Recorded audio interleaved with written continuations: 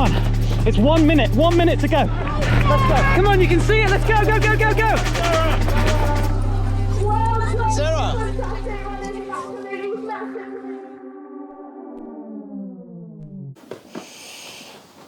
All right, Sarah.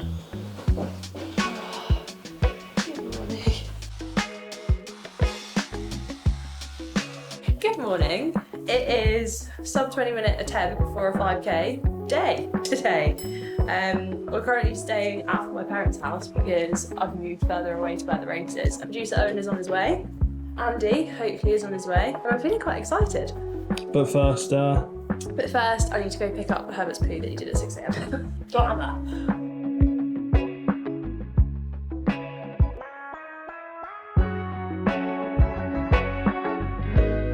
Sarah, can you just tell me what's just happening? This is not me.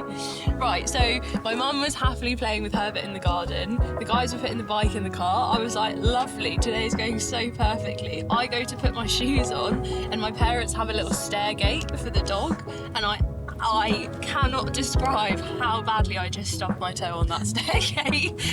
Just a standard 5k start to the day, isn't it, really? Something's got to go wrong, but I think that's minor. I don't think I could do it, guys. My toe's not going to make it. Well, at least I'll give you something else to focus on. Oh, dearie me. That's the chip in the shoe. Andy's going to wear the shoe. And I'll just stay at the finish. So the last time that Andy paced me for anything was when I tried to break 45 minutes for 10k. Maybe 3 years ago, but he only paced one section of it. So not only was he really nervous, he was also like a bit annoyed because he didn't have complete control of the situation. We did do a bit of a practice earlier in the week, and I was like, you have to hit, if you can't hit the pace in 100 meters, then we're in trouble. And he was like 15 seconds too fast. He hit like 345s, 350s. It's like, no, it's 358 to 402. Andy's got a big task today. Key to Andy saying, well, I'm a bit nervous. I'm more nervous than Sarah. Giving me such strict instructions not to mess it up. I woke up at about 5 a.m. just panicking because I'd already set 3 alarms. So I'm feeling the pressure. Come Sarah, off camera, how are you feeling? I'm like a mixture of, my hands are shaking, but I'm also like quite excited. I don't think I can quite actually believe this is happening. So yeah, I just want to find Andy. Let's go. Come on. You ready? Yeah. I am excited. I have not been this confident in trying to do something, I would say, since Amsterdam Marathon. And that didn't go very well, so I'm ready for redemption. Brilliant. Are you confident because I'm here? So confident. Yeah. So confident. Okay. Let's go for a warm-up. I've got a slightly rhetorical question for you, Sarah. Yeah. Who's your worst enemy today? Myself. Absolutely myself. I don't know, did I tell you my new motto? The only thing that can't hold the pace is your head. Which I think for me is a really personal one of the only thing that can go wrong today is me talking myself out of it. So I've accepted that that voice will be there, but I just need to believe that it's not speaking the truth, because I can do it. We're in the start pen, we've got a few supporters with us right now, but also all of the hard work, sub 20-minute 5k comes down to this. So hopefully next time you speak we're going to be saying 19 something. 3, 2, 1, let's go.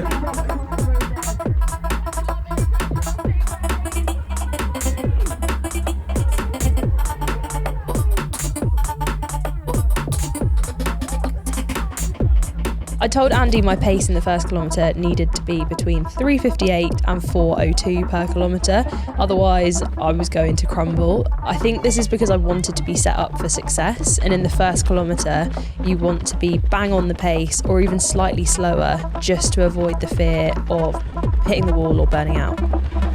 The key as we come into the end of this first kilometre is just getting those early nerves out of your legs and just settling into the pace that we want to run at for the rest of it. It's exactly what we're doing right now. Come on, Sarah, let's go. Everybody in the back. We've got support on the course from the Running Channel Club and the Running Channel membership in general. Love you guys. Right. That's the first kilometre. Sarah is going to be very pleased with me.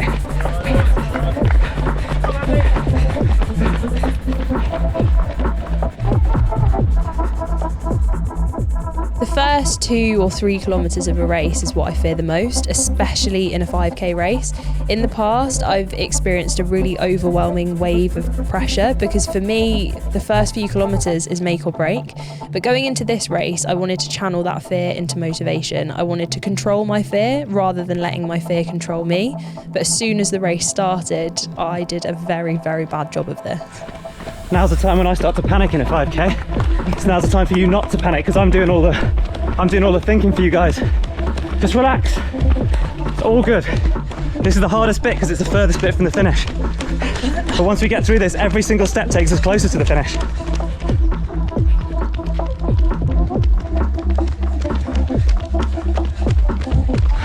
Don't think too far ahead. We're into the 3rd kilometre now. This is the bit where you start to talk yourself out of it. Sarah, the only thing that doesn't believe in the pace is your head. I've seen the training, I know exactly what you can do.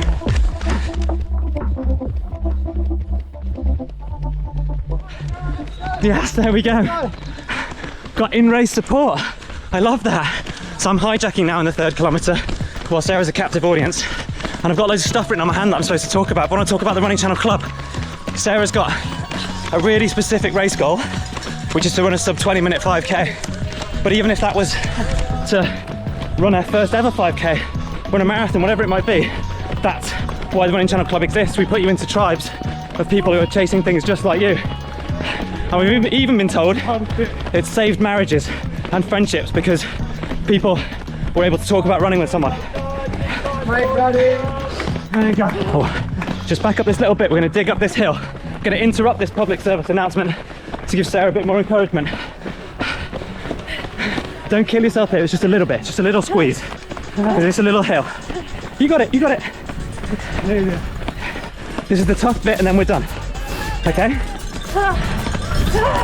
There we go. There we go, there we go. And relax, relax. We're going to switch on now. This is your opportunity to run something you've never ever done before. And yeah, you got this, you got this. Sarah's already fed up on me here. She has to do the podcast with me every week. And we record an extra episode of the podcast every week just for club members. That's something else that's written on my hand. There are live Q&As in the club every week with us and with genuine experts, if you are here for the science and not the banter. And then we've also had competitions. Last month, we gave away the chance to come with us to New York Marathon. This month it's a Garmin watch, so there's no pressure from us to join. But if you do want to, give it a go. All the details are in the description. You're doing so well, Sarah. You've got this. Don't drop off me, okay? Let's keep going. This is the pace, all right? Think about the support.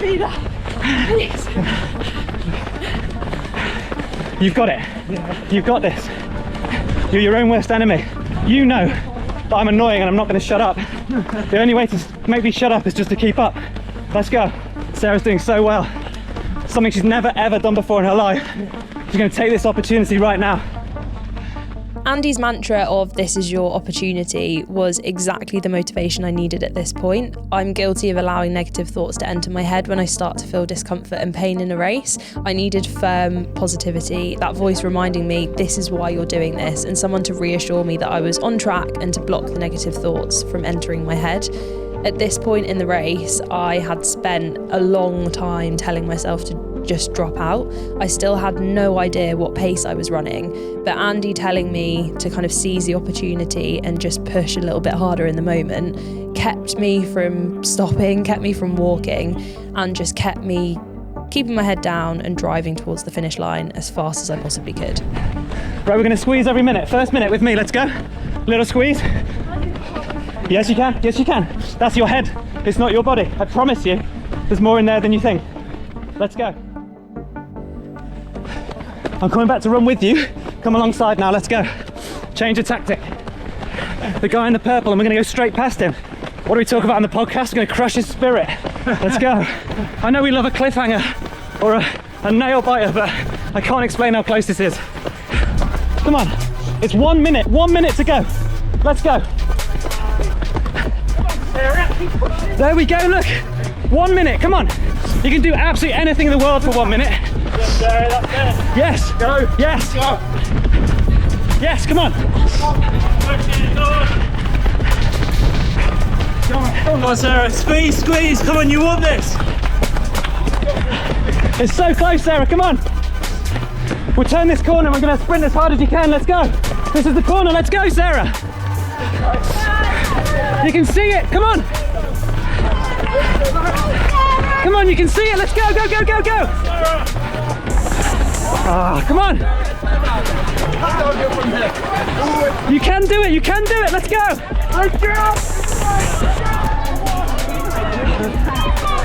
Let's go all the way. All the way, let's go. Let's go. Oh.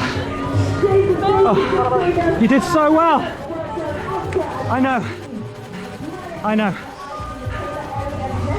You did so well. How was it enough?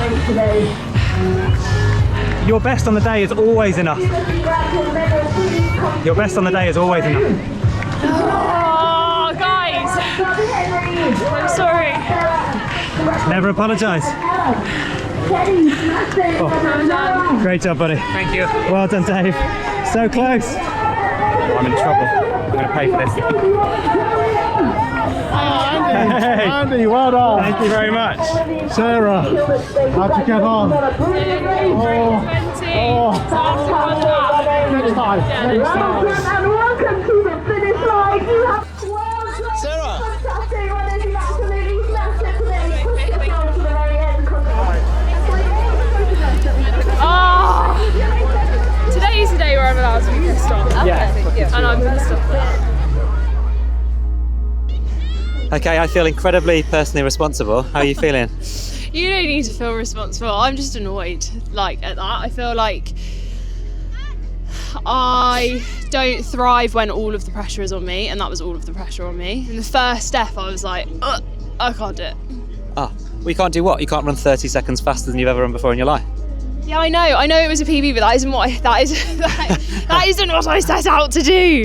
I think I should have maybe, like, for anyone who's watching this and is like, I knew this would happen. Your PB was 20:54. How are you expecting to take 54 seconds off? Congratulations, you win. I did not. I don't think anyone's rooting against you, Sarah. I think that is the demons in your mind. We had a whole bunch of people come and give you a hug and high fives and shout for you on the course. Yeah. None of them really cared how fast you ran. They asked how you ran, but they were celebrating with you at the end regardless. Yeah, I know, but I cared.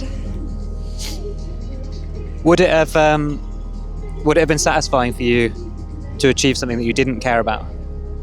To chase a goal that you didn't care about? No. And like this shows that I do care. But I think it's really hard when you really enjoy the training and then you really hate like every single training session that I've done, I have hit the paces. Yeah. Or like if I've done a time trial in training, then I have done it. I think if it was a time trial today and there was no pressure, I think I could have done it. Yeah. And there was no stupid hill in the middle. That was a surprise to me. That was really tough. What was the toughest bit in the race for you? I think not knowing was actually a bad decision. I should have had my watch lapping every time because you were keeping the pace, which was obviously further ahead. Yeah. In my head, I was like, you look so relaxed, even like 30 seconds faster than what the pace needs to be. I couldn't tell if it was so comfortable that you were just pushing me on. And then in my head, I was like, oh, well, don't stick with Andy because he's going to be trying to get me to run like a 19:40. Oh, no. I was on the money. Whereas actually, I needed to keep up with you. But then even when I did surge and like try to keep up with you, it just felt, because I'd surged, it felt like we were going even faster, and then I just couldn't. Yeah, get there. it's trust and it's practice, isn't it? When I've done this with my coach, I trusted him implicitly, and we haven't, I don't think, built that trust. Or you don't trust yourself as much as anything else. I honestly just think I have trust issues. I don't trust my watch, I don't trust myself, I don't trust you. Yeah. I like literally just as soon as we crossed under that arch, I was like, this whole thing is a setup. I can't do it. I think the thing that we need to acknowledge, you're giving yourself such a hard time. One, you've run quicker than you've ever run before in your life, but also our margin for error was 0. Like, and you know, on my watch I was just 3:56.9 or something for that first kilometre, and we wanted to be 3:58 to 4:02 and be right on that 4 minutes. And we just had, for whether it's the course or the GPS drift or whatever it might be, we had no margin for error. You know, if I was going to get it 1 or 2 seconds wrong every kilometre, then that adds up to 10 seconds. Yeah. And we ended up being, 20 seconds off? With how horrible I was being to myself in that race, I don't think I would have got nearly as quick as that. Without you, but also without the people from the club. Like, we had someone who literally just turned up to watch me. I'd never met him before. Tom, thank you so much for watching. And also, we had 2 wonderful people who were running with us the whole way. Yeah. Another person who was in the Running Channel Club founder member t-shirt, running just behind us. It was genuinely so lovely to see so many people from the Running Channel community, and it really does make the day. Like, this has been a pretty bad day for me, but it was so much better because of the people who were there. So thank you so much for coming out. Is anyone else as hard on themselves as Sarah is? We had really a pretty harsh goal. I know we I ran did. a PB, but we had a harsh goal. You set a really aggressive goal, and you should be praised for really just trying to do something that you didn't know whether you could do it, and you got so close to doing it. Yeah. I was proud watching on, and I think you should be prouder once the dust settles than perhaps you feel right now. Yeah, I'll try. But I think we all know what this means. Once again, like trying to break 4 hours in the marathon, like trying to break 45 minutes for 10k and trying to break 20 minutes for 5k, it's not over with the first attempt. So back to some road running for me, back to some more training sessions, and let me know where I should go and do my next attempt, because this is not over.